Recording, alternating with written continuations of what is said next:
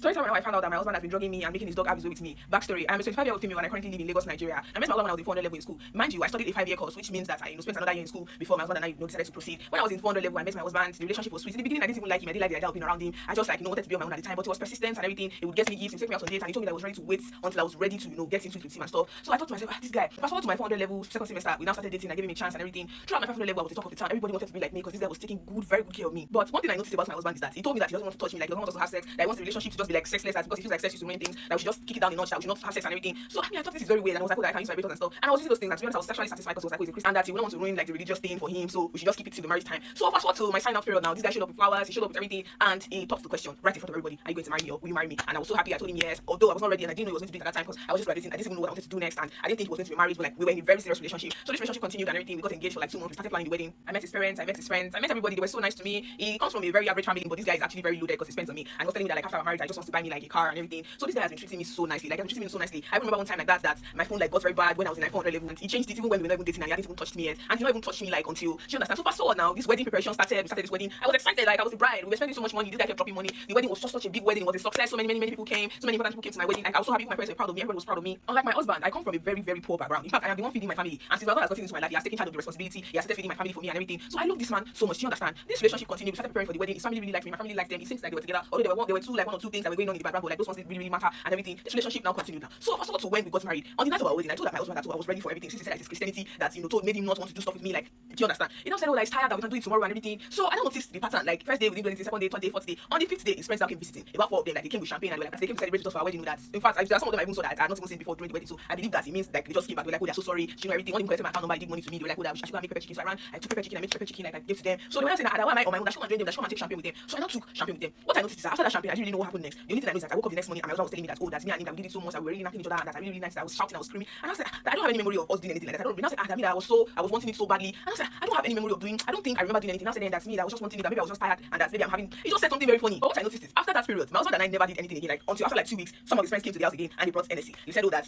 one of them just got a contract and they have this culture of going to each other's house to go and celebrate, blah blah blah. So this same pattern, oh, go and make pepper chicken for us, come and drink with us and everything. This same thing happened. The next morning I woke up, my husband was telling me that we did so much. But what I now noticed the second time is that I saw some discharge, like I saw some things that indicated that I had done something with somebody, but I don't have a memory of doing anything with my husband. So I challenged myself. I don't have a memory of doing anything with you. Why is it that it's always when I'm unconscious I always do stuff with me? Why are we not doing it? Why can't we do it now as I look at you like this? As me and you look at each other. Why can't sister? Oh my god. Let's continue the story. Why can't we do it like this? Like as all two of us look at each other like this? Why is it that it's every time that your friends are? Do you understand? Immediately he became angry. He said, what do I mean? That he knows that I don't like his friends. That I want to push his friends away. And I said, no, that's not like I want to push your friends away. But I just noticed that every time your friends come to the house, I just I'll sleep off the next morning. You're telling me that we had sex and I don't even recall and everything. Oh, that was rough for me. Oh, that was rough. Do you understand? Before you know it now, everything now shall continue.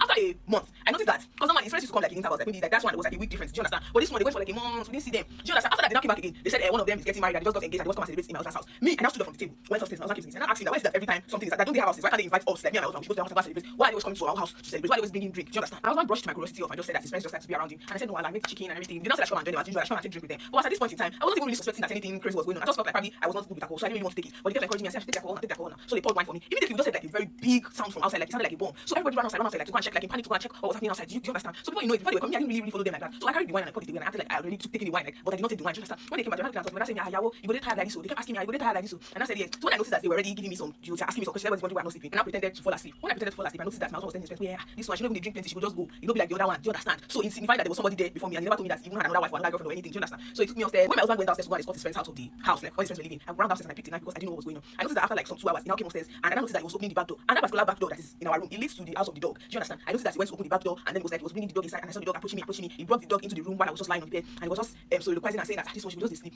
Anyways, you go do your own so that when he will come out. Do you understand? Before you know it, I now saw the dog approaching me. Like the dog was legit approaching me, or the dog was trying to do something with me. So I noticed that my husband left the room. The moment the dog climbed to the bed, it looks like the dog already knew what he was supposed to do. So the moment I noticed that the dog was approaching me, I pulled out the knife that I took from the kitchen area and I juked the dog and I killed the dog. I ran out of the house immediately and I went straight to the nearest police station to go and report the case. And I met this particular woman police that has empathy and she started telling me that she doesn't know what we can do. And at that time you cannot just go into somebody's house and there's no evidence of what she's saying, that she's just saying it. But they took me in, that they took care of me and there was actually nothing wrong with me. So the next day they said, okay, we'll go there the next day and let's go and check what's happening. When they got there the next day, my husband had already cleaned up everywhere. The dog was not even there. He even said that I don't have a dog that his dog has died like 3 years ago, that his wife has mental illness and maybe that's why she came to their side. But that policewoman actually believed me. Do you understand? Because after that investigation, they realized that his ex-wife died after about 6 months that they got married. And as at this time, it was already 5 months into the marriage with me and this guy. So that one police told me that, that something is very suspicious. I should call my mom. So immediately I called my mom. My mom came to the police station. My mom went to the house with him. They tried to have a conversation, but it just didn't seem like he wanted to hear anything. He just said that they should go and tell his wife to come back to the house. And if she doesn't come back to the house, he doesn't want to hear anything. Immediately he called my dad, and my dad called me and told me that I know what's my husband's house now and everything. Even after my mom went to explain to my dad kept saying that she go back to my husband's house and everything. Only for me to find out that my husband actually credited my dad, and that's why my dad was calling him to come back. Do you understand? So this one police now told me that, that this thing looks like it's very spiritual. This dog thing that is very spiritual. So my mom now took me to this particular reality that is like mountain and they used to go and pray all these celestial people. The moment they saw me from afar, they just called me. He started shouting, this is death. I can see death. Apparently, as at the time that I was already, going to the reality and everything. Time don't pass. 3 weeks. I already had like 3 weeks left. The moment the man called me and said, this lady, you have 3 weeks to leave. And the only way you can see her life is if they call your father right now when he gets here. So immediately my mom ran back to the house. She explained to my dad. She told him that this will happen. That she explained to my husband that this will happen. The man said, no, that he doesn't see anything. That she goes to my husband's house. That's the man. That's my husband told him that it's because I want to cheat. And my mother wants to support me to cheat. That's why me and I ran away from the house. We're not in any UK that we are lying to him. That we're trying to lie so that he will support us. The next morning, I heard that the man, that's my father.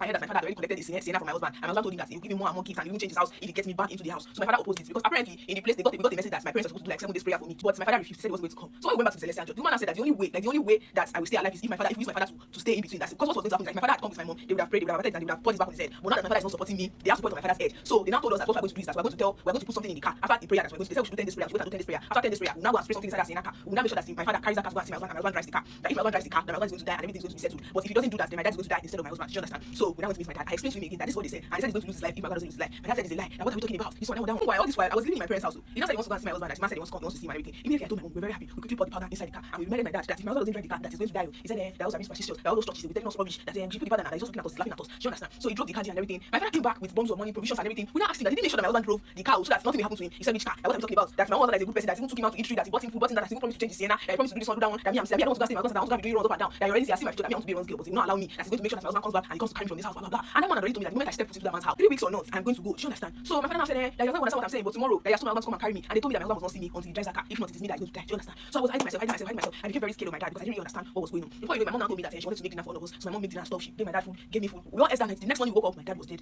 and we didn't know what happened and everything. Me, I thought it was because of the whole thing that happened. They made me because of the powder that we put and everything. Later onwards, life continued. I did not die, although I feel like some things are not really moving for me forward like that because of what happened. But at least I'm alive and everything. One day like that, my mom and I got into an argument. That was when she now confessed to me that it was her that took my father's life. Like she was the one that tried to poison him. I am very angry at my mom. I am pissed off. I did not know that she did that. I thought it was from the spiritual people. I didn't know it was my mom that orchestrated the death of my dad. I am so mad at my mom. I have already moved out of the house. I'm currently in my friend's place. I don't know what to do. I am angry at my mom so much. But again, my friend is telling me that she go back home. That's because my mom really loves me and she didn't want me to die. That's why she made that sacrifice. But still, I feel very bad and I'm angry that she never even told me. I mean, I thought it was just like normal occurrence death. Only to find out that it was my mom that actually took my dad's life to save my life. I am angry. I love her for what she did, but I'm angry at her. This is what I need to advise. Please advise.